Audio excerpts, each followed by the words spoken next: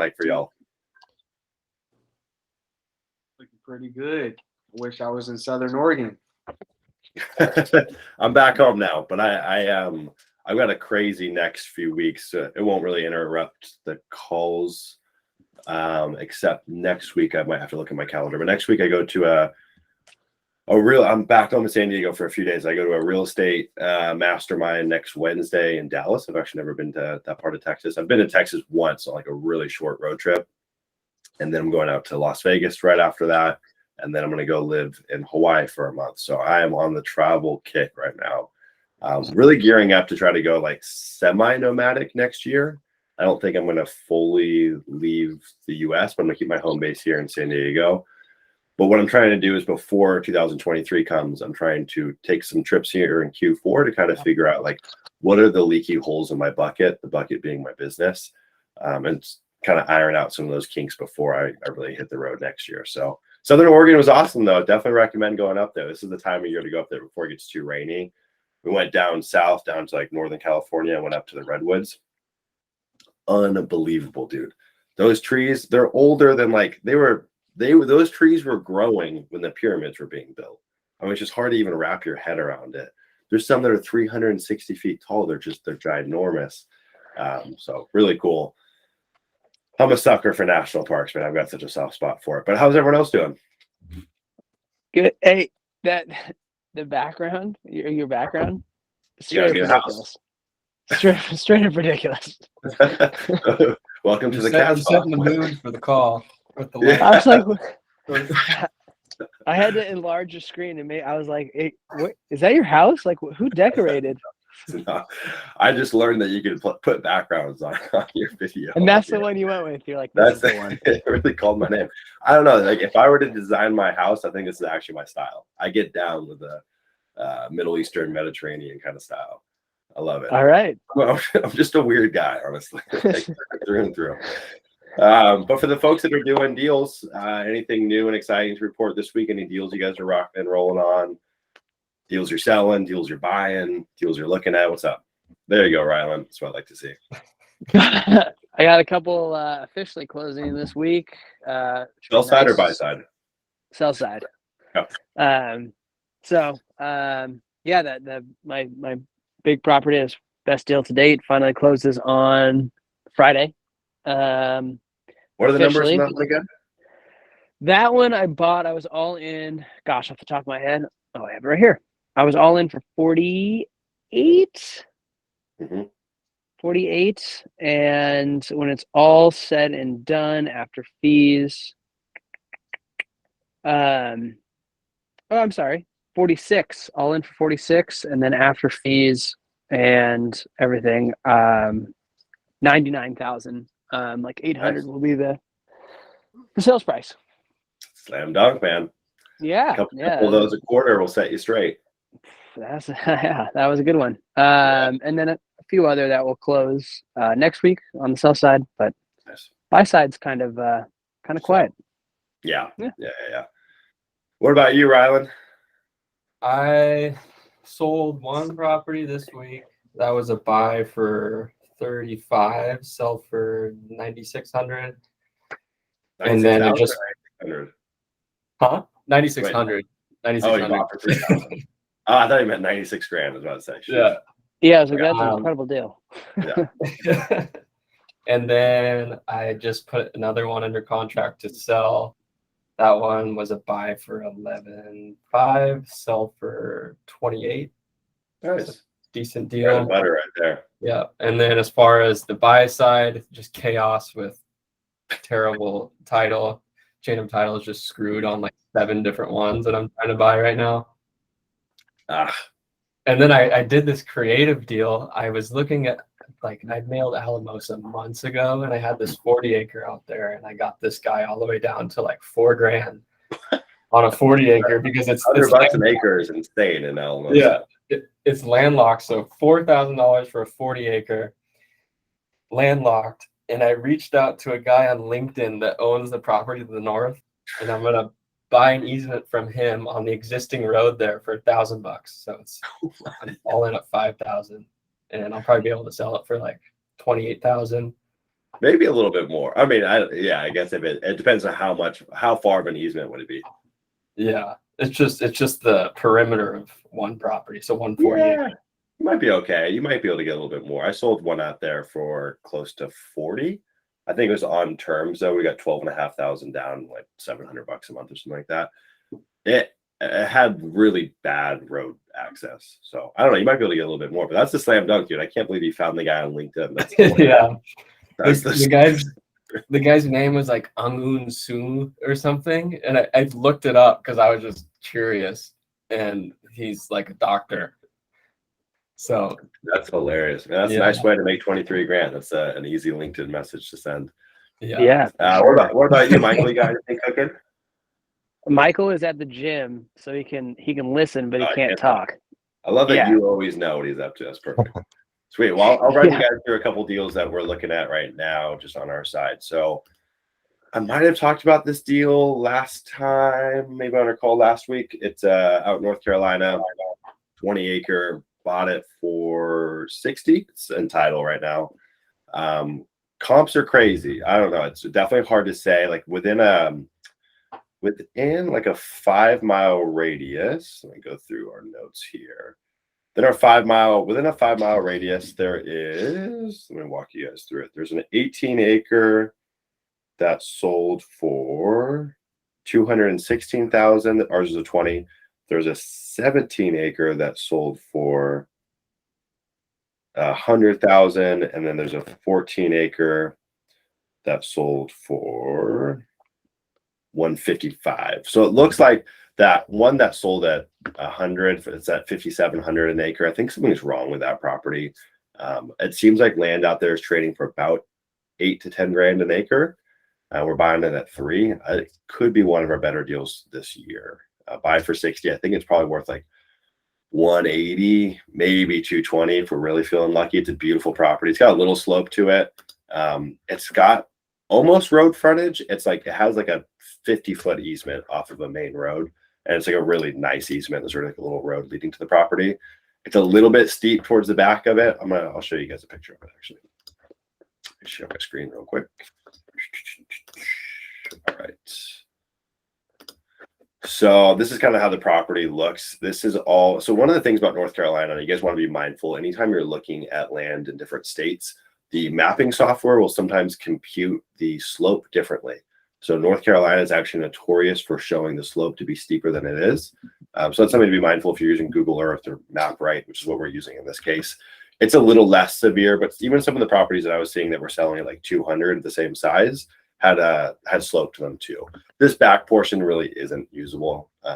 So we might price it as if it's like a 15 acre or something like that, and then sell it at 10 or 12,000 an acre. That's a pretty interesting deal. And then we just got a deal out in Teller County, Colorado. I don't know if you guys are familiar for that. Rylan, I know you are. Chris, you are as well. It's a hard place to get land. Goodness gracious, that's not an easy market to get land. I have mailed that place so many times. We just locked up a 4 acre for 35 grand, and it's in, I forget what subdivision it's in. Let me tell you. I don't have it pulled up here. Anyways, it's in one of the main subdivisions out there, and it looks like it's worth like 90. So it's a pretty good deal as well. And then we just got a deal that came across our desk today, which might be our first major subdivide kind of value add deal. It's 270 acres out in Texas. I actually have another property in the same county that we're selling, or we have listed, we haven't sold it yet. So it's 270 acres. The guy wants 4,500 an acre. I think we can get him down to 4,000 an acre without any kind of improvements, aka subdividing. It's worth about 7,000 an acre. So if we just sold it as is on the open market, we get about 7 grand an acre for it. If we chop it up into 10 acre increments, we can get about 10 grand an acre. Maybe a little bit more. It's got a pond, like a really big 1 acre pond on it. It's got water already. It's got power on it. So super interesting property. It is in a type A or class A flood zone. And so I need to get a survey done just to see how severe it is. It's a really broad flood zone. It's a 100-year flood zone. So 1% annual chance of flooding. but it's only a portion of the property. So if we chop it up, if we buy it as is at 4,500, we'll be in at 1.2 million. If we chop it up into 10-acre increments, it's got county road frontage on two ends, so it'd be really easy to subdivide. It'll be worth about 2.4 million. And I think we could probably inch them down closer to 4,000 an acre. So super interesting deal. It's one of those deals that'll probably take 3 to 6 months to put together if it actually pulls through. So the way we would structure a deal like this is we would go under an option agreement. And the option agreement gives us the right to purchase it within a certain set time frame. And then we would set milestones for that. So we would say, okay, cool. We'll put $5,000 non-refundable earnest money. If we back out, you get that money. That's a really easy deal for them to say yes to. If we hit our survey, then we'll put more money down. And then, as we kind of go along the journey and work towards getting it subdivided, we'll put more and more money down. And then we'll pay it off once the project's entirely complete. That's best case scenario. That way we're not putting 1.2 million down and then trying to take it a full cycle and get it subdivided, because that can take months in some counties. So you'd kind of want to work in lockstep with the seller and set milestones and then pay them an additional amount each time you check off one of those boxes. So very excited about that. Interesting stuff for us in terms of what's going on with sales are picking up again. We had a little bit of a slower month in September, 12 properties sold. Things are picking up so far this month. We had a pretty good sale, 2 big sales on Monday. And then our acquisitions, we've been getting a boatload of leads. We got over 50 leads from sellers in the last 2 weeks, that's just from direct mail too. That's really big for us. Our conversion has been low though. So we haven't converted a ton of them yet. We've only closed 8 deals, I think, in the last 4 weeks. And the vast majority of those deals actually came from our texting campaigns. More on that later. It's still something that we're working with. But right now, what we've been doing is we'll send mail, then we'll send a follow-up text to the sellers. And that just allows us to kind of be top of mind, omnipresent, remind them of us. And it kind of helps convert at a little bit of a higher percent. But so far, the texting has been doing a little more of a heavy lift than the mailing. So don't know why that is, but we'll see. We kind of need a bigger sample size. 4 weeks isn't enough to have any certainty. So that's what's going on our end. Let's dive into questions and see what's cooking on your guys' end. I have a question for you about the subdivide. Yeah. So this will be your first subdivide. I know you've researched and something you've been wanting to do for a while. Are you still learning a lot of it as you go, or do you think you have a pretty good idea of start to finish how it's going to work? And how'd you learn that? Like, did you have a mentor that taught you that, or any good resources? Yeah. Good question. So there's really no information out there on subdividing. There is one course that recently got released by I think it's called Casual Fridays or something like that. They put together a subdivide course. It's super expensive. I think it's like maybe 25 grand or more. It's a very expensive course. So I haven't gone through that. I'm going to Texas next week. I'm actually going to be meeting the guys though behind the course. It's not their meetup, but they're going to be there, and they've got like a little 1 hour speech. So I am going to go and learn more about subdividing. I haven't found any like online resources. It's really just been like pay to play. So this is like an in-person event, and a lot of it's around subdividing. So I'll learn a little bit more once I'm there. Outside of that, though, it's really just been piecing things together, mainly learning from the county. Subdividing is a really simple practice, right? Like, and I always tell people, think about it like this. If you go buy 30 water bottles from Costco, it's going to cost you $30. You can sell those at a baseball game for $3 a water bottle, right? Like, breaking things down into smaller increments is going to be more profitable than selling it in a larger increment.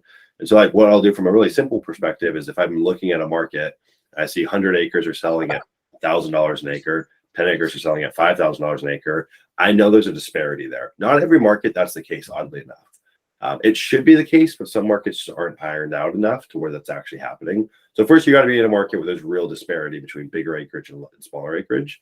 And you got to be in a market where there's real demand for the smaller acreage. Like if you look in the Southwest of the United States, back in like the 70s and whatnot, that guys went out there and chopped up these huge swaths of land and chopped them up into like 1 acre increments.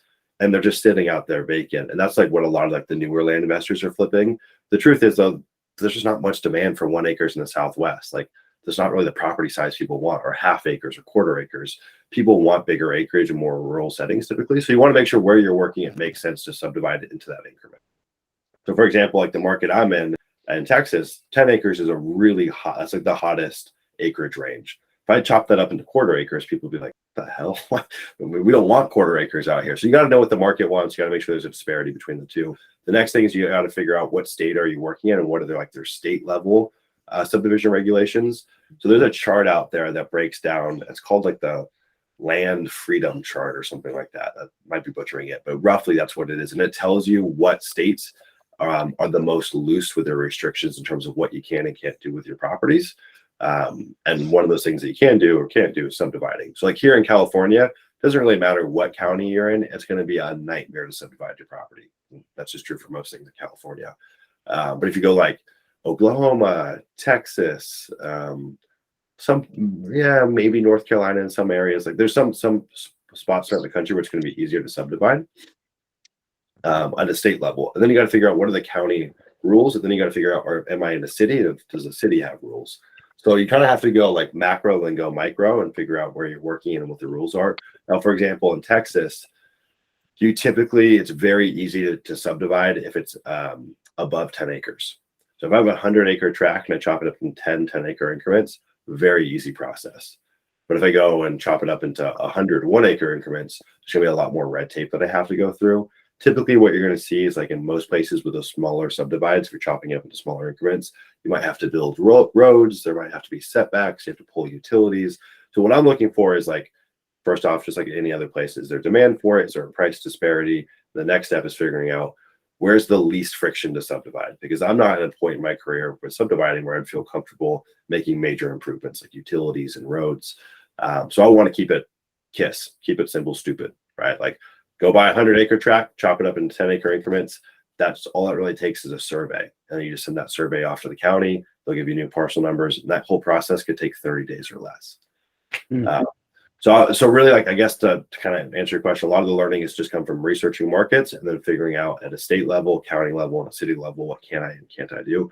Luckily for me, I'm rarely buying land within city limits. So it's usually just state and county. Okay. Yeah. Cool. And if you're first starting out, because there's a lot of capital on the line, like you're typically not going to do a lot of lower end subdivisions. It's usually going to be 6 figures plus, maybe 7 figures and beyond. And you want to be making sure that like when you're first starting out, it's a learning experience. It's probably not going to be your most profitable subdividing. So you want to make it as easy as possible to get the transaction done, just to get your feet wet. Sure. So you might even make less, but like I would rather do a simpler subdividing and just learn from that. Yeah. Super interesting. Okay. Cool. Anyone else? Yeah, Sumner, I wanted to ask you about, so that guy Daniel, I don't know if he emailed you or not yet, but he was part of the Land Sharks course, and that's how I met him through Pace Morby's thing a couple years back. And he was like, hey, check out this sheet that we got, and it shows us like the quote hot markets that a lot of land investors start with. I'm like, all right, cool. I look Colorado, and it's got Costilla and Alamosa, all that stuff. I'm like, all right, seems like it's on par. Tennessee is nearby, so I look at there, and then I realized like this trend of like looking at land.com, other land investor companies, and I look at like the markets they're in, and the numbers like don't make sense to me. I looked at, it said Van Buren, Tennessee, and then Wayne County, Tennessee. And I look at them, and there was one property sold in 3 months. Yeah. And I'm like, I see a ton for sale. And I'm like, how are people doing deals here? Like, I'm still looking for more markets. I've got stuff in Washington, West Virginia, a little bit in the Southwest I was looking at but I want to do more along where I am, closer to Virginia as well. And I'm struggling to find markets. And that's why I was like asking around, like, hey, what are some good places to start? Because like, I got to figure something out. Like I got to get out of where I am. And I've already sent out, I got this whole month's mailer scheduled. And then I pulled another 4,000 records from Data Tree. And I'm just trying to figure something out as far as a market, like trying to find those 15 properties sold per month. Like, does it take you guys in the very beginning, like a crazy amount of time? Like, and also why would people recommend a market and have it on a chart as like a hot market when there's hardly anything selling? And it doesn't seem like a Costilla situation where everything's off market type stuff. Yeah, it's a good question. So, I mean, I think first off, it probably is more like a Costilla situation. One of the, if you look at like a lot of the educators in the land investing space, they preach the old adage of like, hey, go buy where other land investors are buying, right? It's like an old saying in the land investing space. And so there's a lot of like kind of me too copycat type land investors that just go and say, oh, there's a bunch of land investors in this market, I'm going to go there as well. Typically the variable that they're looking at is supply. So like if you go look at like where was it looking today? Cochise County, for example, in Arizona, land investors love that market. There's like 75,000 pieces of vacant land in Cochise County. And so if you're an educator and you're saying, well, how do we define success? For a lot of them, it's just, can the student get a deal? It doesn't matter if it's a slam dunk deal. It doesn't matter what, like as long as they can go get a deal. And so if you go send 1,000 letters to Cochise County or Costilla or any of these hot land investor markets, you're almost guaranteed to get a deal. It's going to be a base hit. It's going to be a simple deal.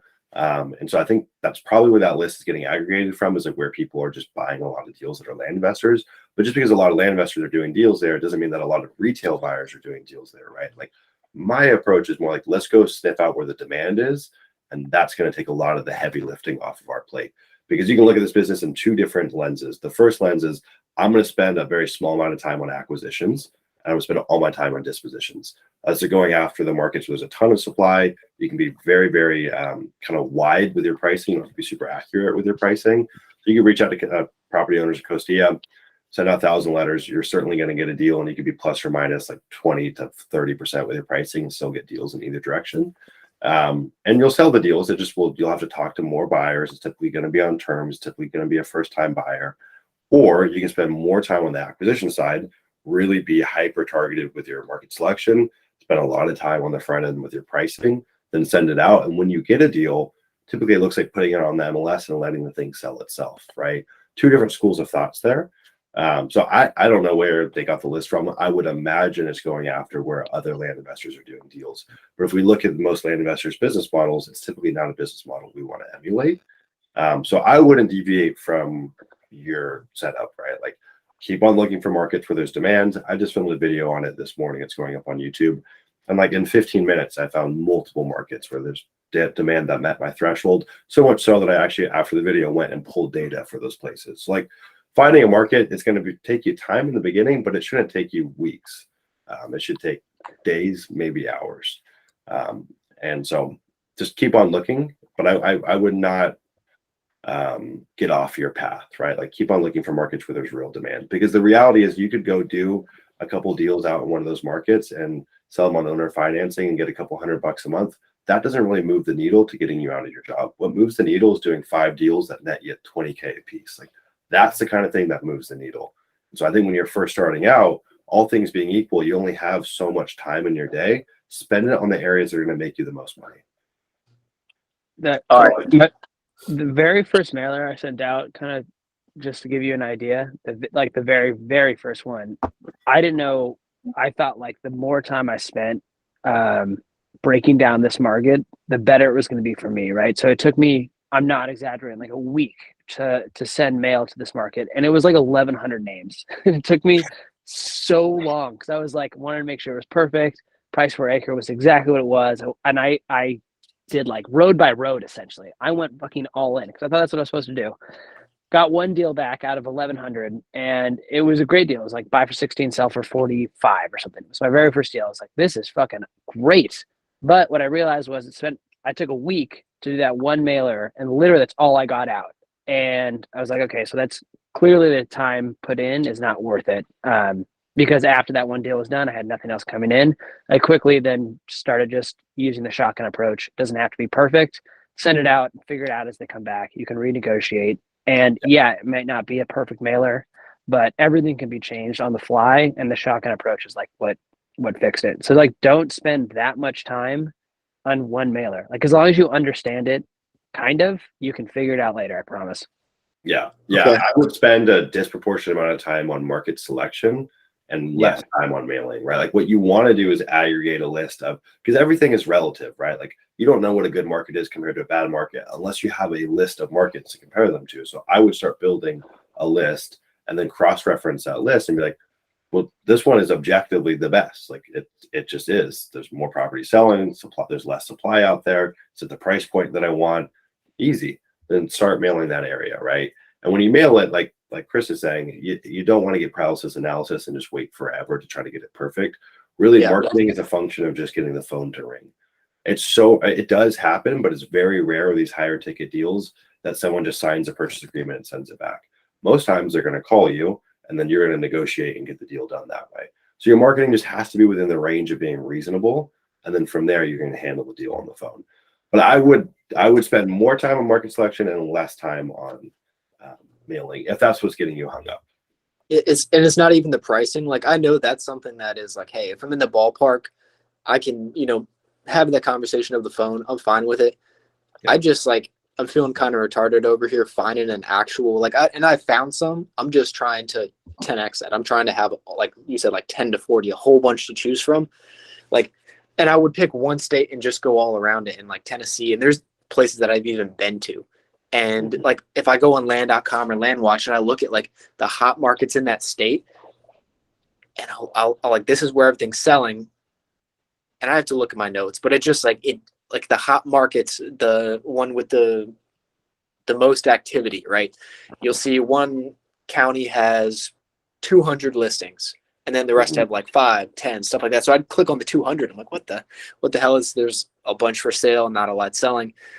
I'll just keep looking at it. I've got mailers going out. I've got a couple thousand, trying to get some more by the end of the month. But it just seems like, I don't know.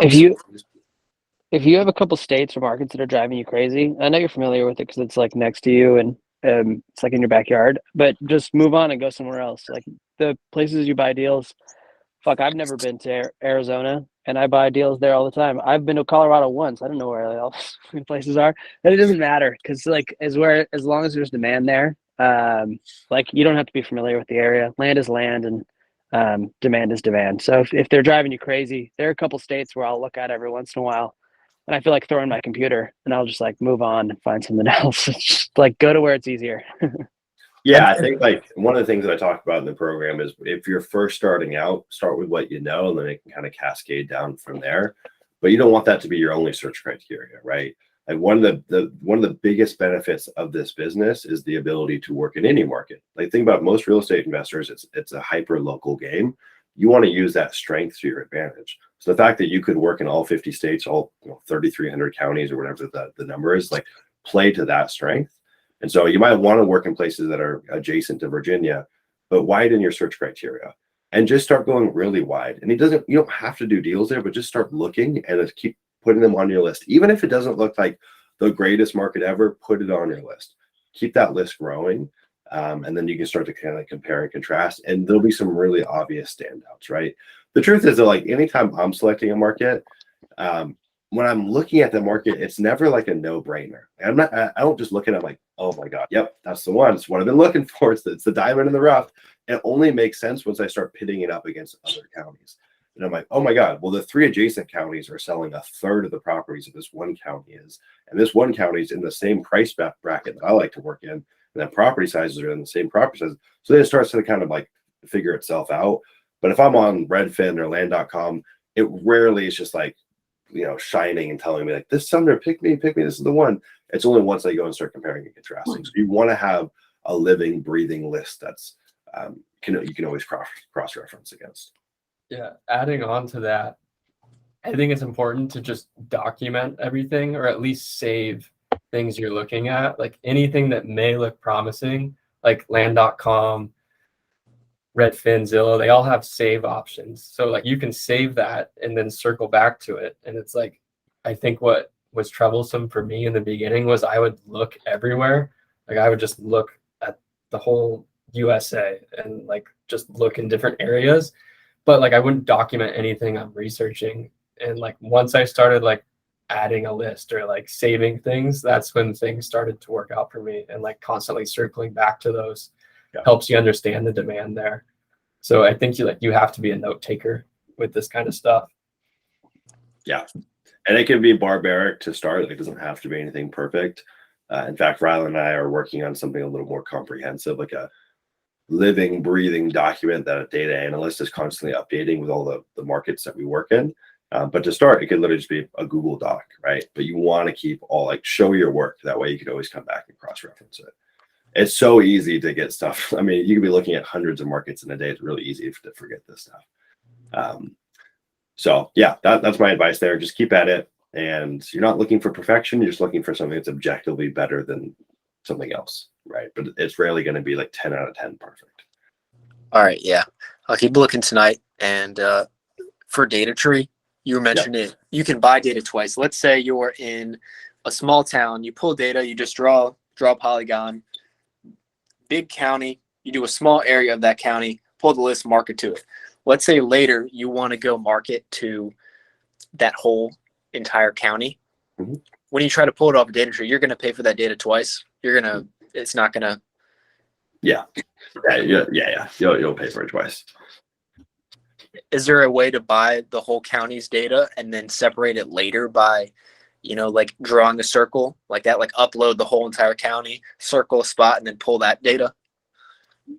Yes, but not by using a polygon tool. So the way you would do it is you could do like the parcel number. Like the parcel number is going to give you a breakdown in terms of where the property is located, and you'd have to kind of decipher what the code is for that county. It's all a little bit different. And so you could theoretically do that via a parcel number. It would be a real pain in the butt. You could do it by a legal description if it's in like a subdivision that'll kind of help you group it. So if you pulled the whole county, but you're just working in one subdivision, you're just going to look at that subdivision in the legal descriptions, then pull that out and then just work that. I would say breaking it down by parcel number is probably a little more advanced than where you're at currently. But there's no easy, like, hey, let me just visualize this and draw a circle on it. Unfortunately, there's just no way around it. There's one small thing you could do. Data tree spits out coordinates, and you can put those coordinates into Google My Maps, and it'll throw all your properties on a map, and then you can like polygon those and figure out a way to manually enter those. But that's a lot of time. A lot of time. I look at the cost. I'm like, oh yeah, let's say you pulled 1,000 records, right? Right now for me, it's 5 cents a record on the account that I have. Would I want to go and try to figure out how to save the $50? No, this is not worth it. Yeah, I'll streamline it. Gotcha. Yeah. But if there's an easy solution, then yeah, go with that. But I think in most cases, it's just not, the juice isn't worth the squeeze. Yeah. Anyone else got anything on their mind? Anything going on, course related or business related, land related deals? Yeah. I got my first mailers going out this week. Okay.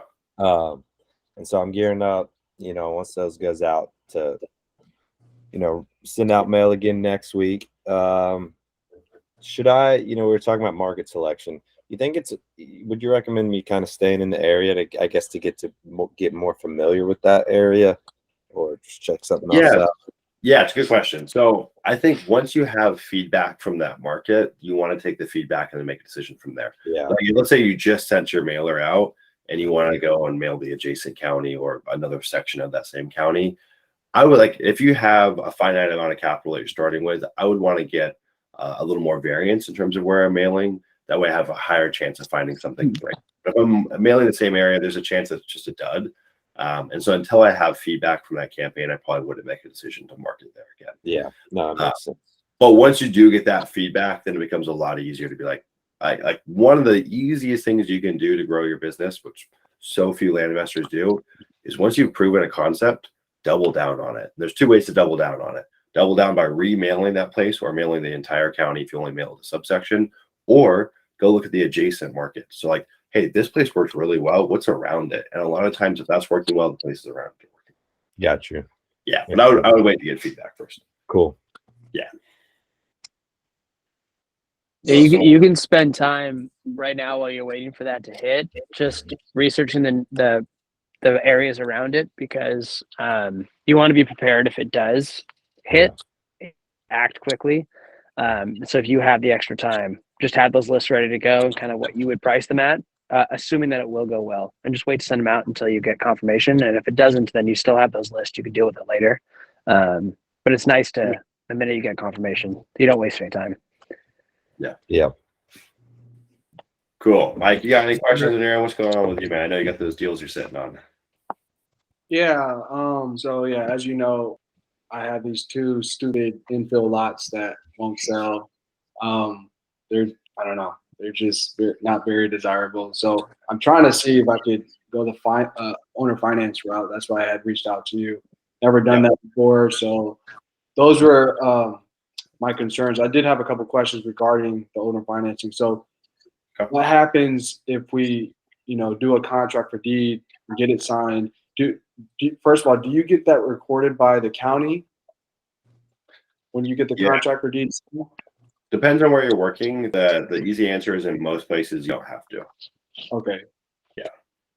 And then because it's not getting recorded by the county, if that seller does default, you could just move on. Yeah, you can move. Yeah, I understand you're not a lawyer, but I guess Yeah. from Yeah. experience. Totally. No, there's different schools of thoughts out there. Like some people just send them like a email and there's like, all right, bye. Some people don't say anything. Like there's a lot of different ways to skin the cat there. We are super cautious with how we do it. So we'll send multiple follow-ups, phone calls, texts, emails.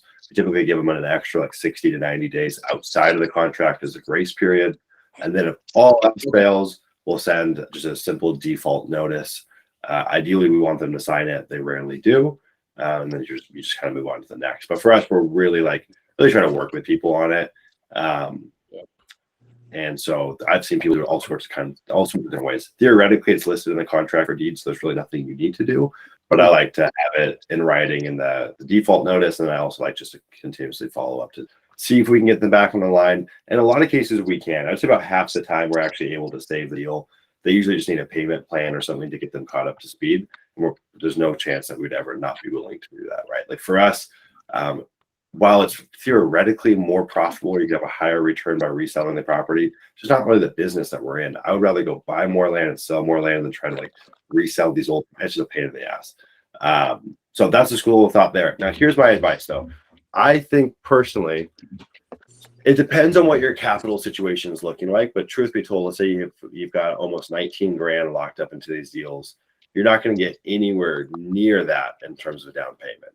It'll be maybe 10% of that. So maybe you'll get like $2 grand down. Maybe, Yeah, maybe more. Yeah, go ahead. I'm sorry. I actually, because you told me to watch the seller financing module that you created, Yeah. And one of the examples you said in terms of the down payment that people are only willing to pay, I think 5 to 10% of whatever the total purchase price is. Is that correct? Yeah, it definitely depends on the price point. The kind of counterintuitive thing is as you go up market and are dealing with bigger properties, people are willing to put a larger down payment down. The reason being is those folks typically have more liquidity. So like on our bigger properties, we can get like 20, 30, I've even got like 50% down. That does happen. But on the lower end properties, you got to assume like who's the customer avatar. It's a first time land buyer. The reason they want to finance it is because they don't have much cash. And so those properties, I mean, like we sell most of our owner financing properties is $49 down. Now yours is like in a weird, awkward spot where it's kind of mid-market, which is my least favorite property to finance. Actually, I either like to finance super cheap properties or super expensive properties. The mid-market, I don't know, just the economics don't really pan out. Like maybe you could get, let's just say, maybe you get $2 grand to pop for each property, which is pretty good. You're still not even close to your basis, right? So it's like the way I rationalize it is if you could redeploy that capital in your business and get a higher return, sell it at break even, or maybe even a small loss to go redeploy that capital on better deals, you'll make a superior return than trying to sit on these and collect a few $100 a month, right? Now, maybe put out the listings and just see what the feedback is. Like shoot your shot, see if you can get $5 grand down a piece, or whatever it may be. And even then, it's like not really that justifiable, but test the market. I don't really know what land is selling for out there. What I do know about Florida is there's obviously a lot of land investors and there's some competitive folks. So I would imagine the terms are pretty low that people are offering. Well, you had told me to do some research in this area again, and when I was doing it on other platforms that you had talked about, in this particular area, there was a lot more for sale than sold in the last 90 days. So there's just a lot more inventory. It's just not a very desirable area. So that was my mistake when I bought these properties. It is what it is. Yeah, live and learn, man. But yeah, I mean, in the meantime, I'll just kind of give you a little update as to where I'm at. I am my current blind offer campaign, my first one ever, has officially gone out. A total of 3,895 blind offer letters. I'm doing a drip, so 140 are being dripped every evening. I've already had one response so far. The first 140 hit today, so I've already had one response so far. So nice. hopefully, and mind you, these are not, because I'm still going through the course. I already selected my market, but I haven't pulled a list from Data Tree. I actually just subscribed to them today, so I'll pull my list for my new market either tonight or tomorrow, and that will be 5 to 20 acres as opposed to what I'm historically used to, which is the infill lot. Yeah. So we'll kind of see how that goes. I'm buying one property tomorrow. That's a buy for 12, sell for hopefully 24.9. It's an area that I've done business in before, so I already have a buyer for it. Oh, nice, man. That's awesome. So that's cool. And then obviously I'm dealing with the two unfortunate ones in Citrus County. Yeah, they happen occasionally. I just had to go through just because the market kind of slowed down a little bit.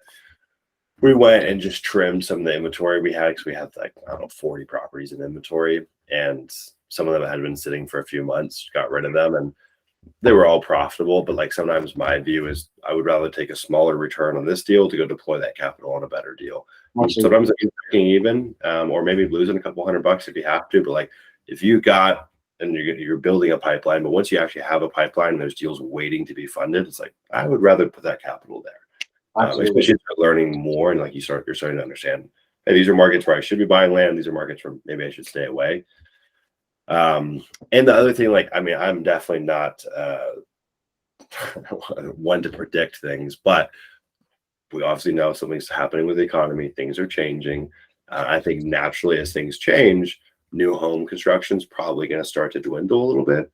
So my thought is, I don't know if infill lots are something I would want to be holding on to, because what's the typical end user for an infill lot? Someone's going to build a home, either like a retail end user or typically like a new home builder. So I'd want to be mindful of that, just holding on to those. Yeah, the broker that I've worked with in the past. So basically, he's kind of the middleman for the builder at the end of the transaction. So I'll get the property under contract, I'll assign it to the broker, and then the broker then assigns that contract to the builder. That's how historically I've done deals with this particular person. So I was talking to him yesterday. Actually, he had 18 contracts that were closing last week, and all 18 fell through because the builders, they just like, we're going to hold off for now. So that's just kind of the way the market is right now, at least in Florida. I'm not really sure what else. I've heard similar stories elsewhere in a market in Arizona that we've been working in, like Lennar Homes and some of these bigger new home builders. They've just completely paused any new development. So that's a little concerning. Yeah. So my entire business actually is infill lots. I think the largest lot I've ever sold is like 3 acres. I do like smaller lots, which is like Sumner's nightmare. I think he would hate like everything about all the lots that I buy and sell. But I have seen an interesting thing over the last year. The ones that are just like massive neighborhoods that are subdivided and ready for a developer to come in and just like put a cookie cutter home, those ones have slowed down like a lot. But the ones that are, say they're in Colorado and it's like a little neighborhood, and it's kind of like a mom and pop gonna go and build their own place, that has not slowed down. So it's really interesting. Like the larger developers where it's just a cookie cutter neighborhood, those have like dried up completely. And then the custom, just individuals wanting to go build their home hasn't slowed down, and they're just as fast as they sell just as fast as they did a year ago.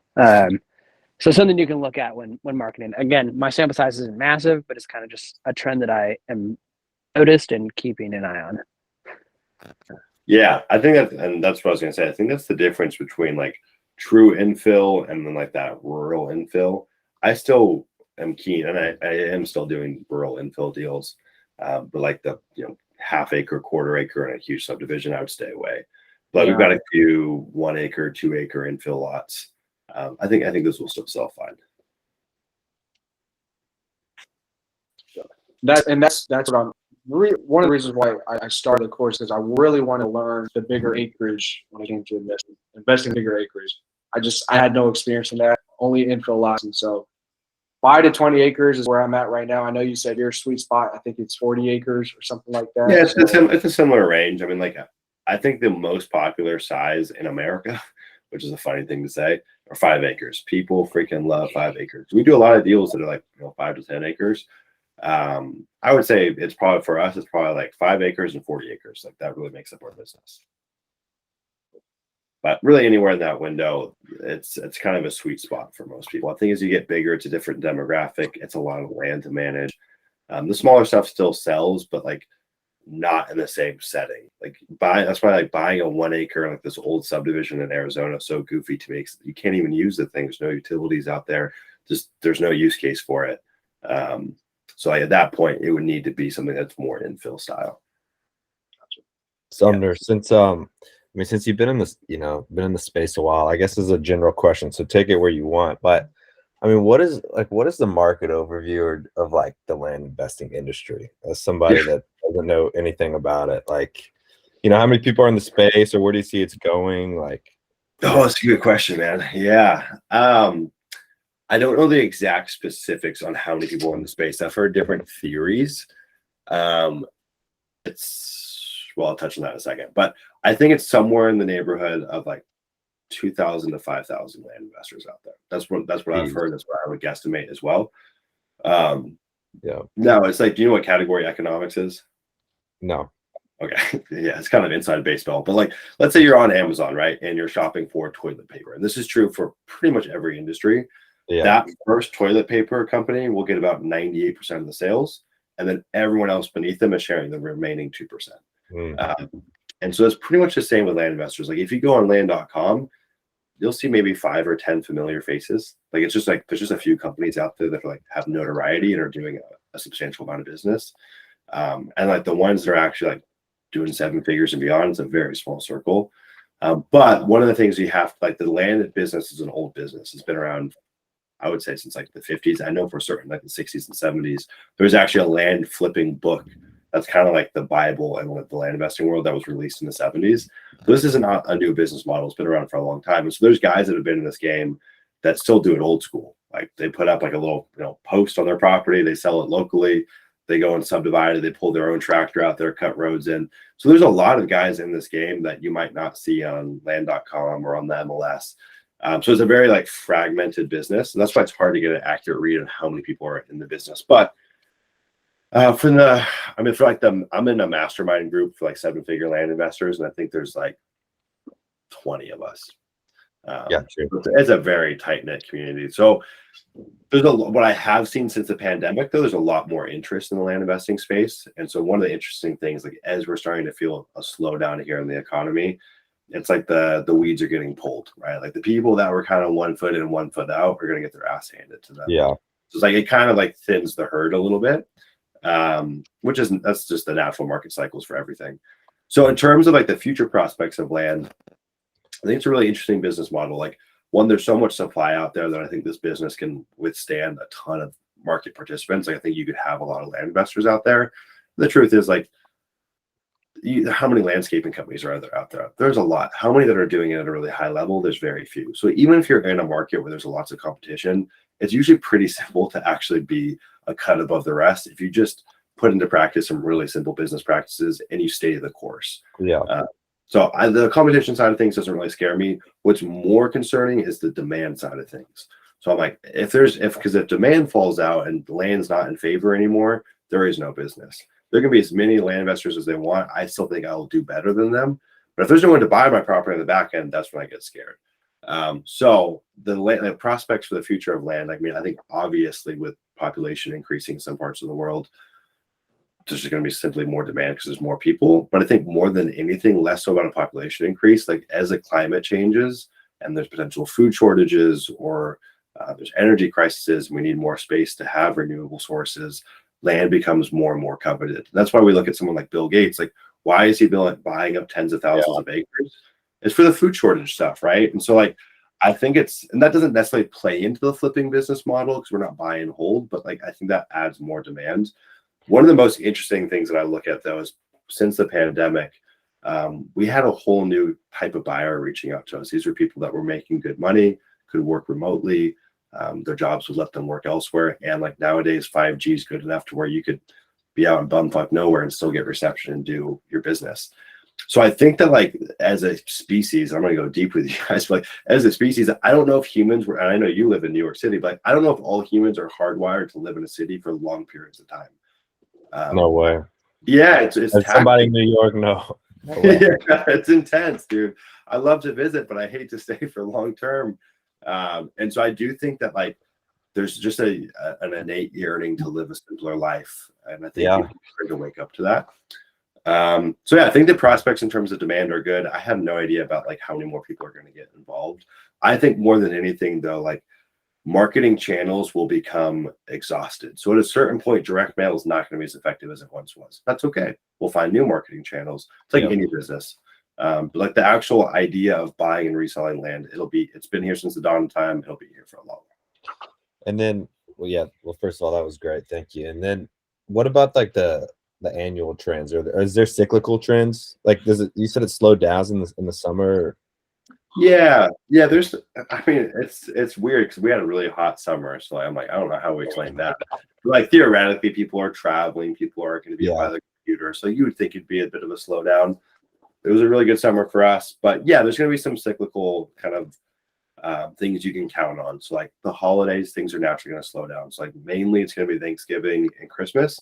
It's going to slow down both in terms of buyers, but also in terms of maybe more so in terms of sellers. And so we usually back off our direct mail because you could send out 20,000 pieces of mail in December and probably get half the response you would in like October. So we're getting a lot of our mail in now, and we'll probably dial things back in November and December, just because people are getting a lot of other packages in the mail. People are away. It's really easy for your package to get lost in the mix. Real estate itself is a very cyclical business. And so we are tied to what the rest of the real estate industry is doing. One of the interesting things is like, if you look at the trends for land, it's very steady. It typically doesn't rip up, typically doesn't rip down a ton, but there's going to be natural undulations. COVID is the first time I've ever seen such a massive spike. And that's why I think that the dip down was going to be a little more violent, just because we had such an insane last 2 years. I mean, I was working in markets where land literally doubled in a year. I'm like, that's not normal. Yeah. Like land should go up like 4 to 5% a year, not 100%. So yeah, there is going to be some trends that you should watch out for, but mainly just in terms of like the holidays, and then summer's, the jury's still out on that one. I'm not sure. Got you. Yeah. Got you. Cool, y'all. Anyone got anything else? We got 4 more minutes. Is that right? I'm tired of writing letters back to people. I'm doing it the old school way. What service do you use to send letters? Write letters to who? Who you write letters to? Well, like to people that don't have phones. Yeah. Oh, Or, like, get the fuck out of here. Well, like they probably do, but No, they we get a just lot of deals line out. up with me. It's worth doing. We pull off not a lot of deals, but we probably do an extra 5 to 10 deals a year from remailing them, just because we can't get in contact with them. So we use a company called mailform.io. Mailform? Yeah, .io. And Mailform.io. it's like $3 to remail them. It's like you pay like the same thing, and it's way easier. I used to do the same thing though. I would write them handwritten letters. I sometimes drew them pictures to like try to really get their attention. So I've done it all. It's not scalable though. Got it. Thanks. Yeah. Do any of you guys, if you can get a mailbox, if you don't have a house on the property, if you have like 20 acres of land, you got a parcel number, can you get an address and get a mailbox and like use that as like your place of residence and stuff, even if there's no building on the property yet? God. You can get mail at an address or at any parcel as long as it's registered with the post office. But I don't know what the legal ramifications are claiming that as your residence. This address, Chris, you can still get mail there. Yeah, you can still get mail there, but you can't claim it as your primary residence. I don't think. Gotcha. Yeah, I didn't know that actually. I thought you had to have a situs address to get mail. Oh, okay. Sorry. So you would have to file with the post office to get a situs address, and then you can get mail there. Yeah, sorry. Okay. Yeah, so if you just buy a property, in a lot of cases, there's going to be no address. So I think you have to get an address for them to deliver mail to it. It's a super easy process at the post office, though. Yeah. So there's no structure there. Like I'm thinking for people who because eventually I'm going to be in this boat too. You know, getting some land, and before I'm there building a house, it's probably going to be like a camper type situation. And I want to get out of Richmond. Like that's why I have this business, so I can go and, you know, have goats and live in the middle of nowhere and All actually, the nuts. you know, I want raw milk in the morning. I want a cup of just warm raw milk. You know, I want to have some eggs, and I want to run a successful yeah, company really. where, Yeah. you know what I'm saying? Like, I can't do that here. I'm stuck in the suburbs. Like, sure, there's money here and, you know, scale this and that. Like, I want to be out. So that's why I'm asking.